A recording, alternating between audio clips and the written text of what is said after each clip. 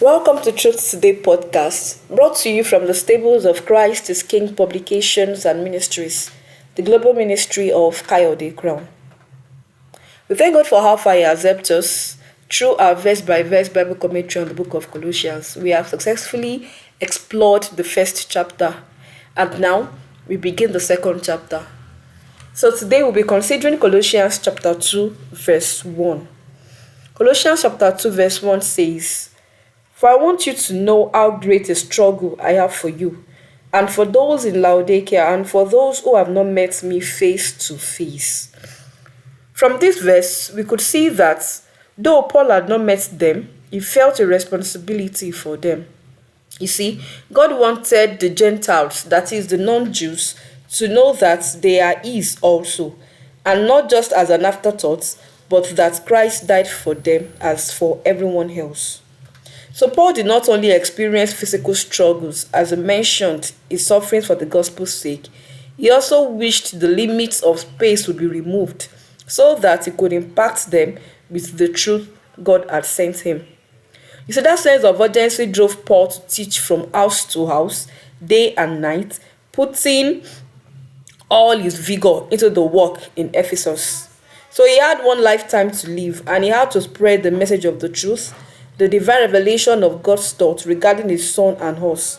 Then the writings come in handy, and we benefit from them thousands of years later. Paul wanted to do his best and try to convey his heart in this verse under focus. The fire for the mission burnt him, and he had no choice.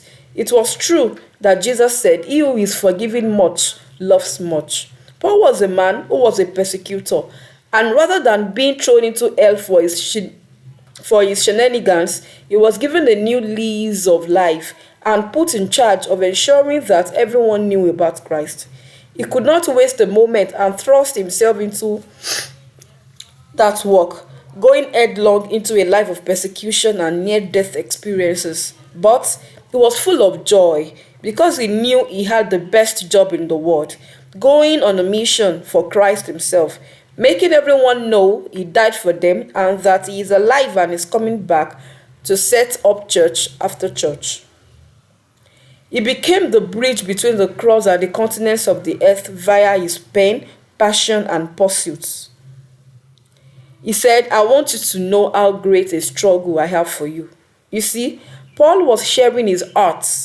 He was not aloof or thought that his feelings should be shielded from others. He shared his struggles and did not bottle them up. Who does that? What spiritual leader does that? Rather than put on an air of "I am as cool as a cucumber and have no struggle." That's a lesson.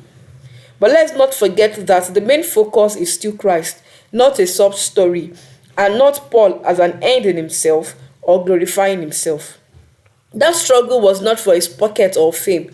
He knows God has called him on a mission to reach many people, so he has a lot on his plate. Specifically, he feels responsible for the Gentile churches because he is a designated apostle to them. Yes, there was a lot of work to do, and he had much to communicate to many people. The letter's recipients have not seen his face, and he has not seen theirs either. But why was seeing his face important? The face adds something to communication we would miss without it. Whatever you want to communicate, the book of Hebrews says we should not abandon our meeting. Paul, in another place, said he wanted to see a church to impart spiritual gifts to them, to strengthen them and aid their spiritual establishment. He said, seeing them would have a means of being mutually comforted by one another's faith.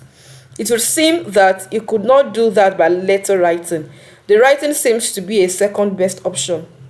And for those in Laodicea, Colossae and Laodicea are about 12 miles apart, but they are still distinct, and Paul treated them as distinct.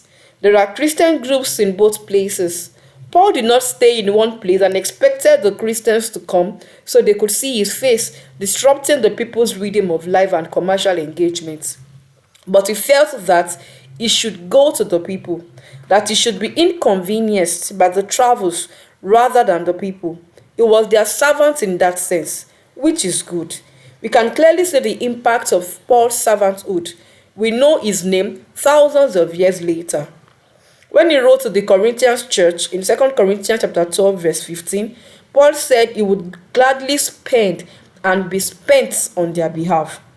People were pushing against his authority, and he had to push back because he understood that he bears the truth, and anyone who opposed him was wrong because of the revelation he uniquely bears. Colossians, Laodiceans, and those who have not seen him face to face include us. He has a great struggle for us who have not met him face to face. In that struggle, he communicates in words that we read today. And are you also ready to spend and to be spent for the sake of the gospel? Think about it. God bless you. Bye.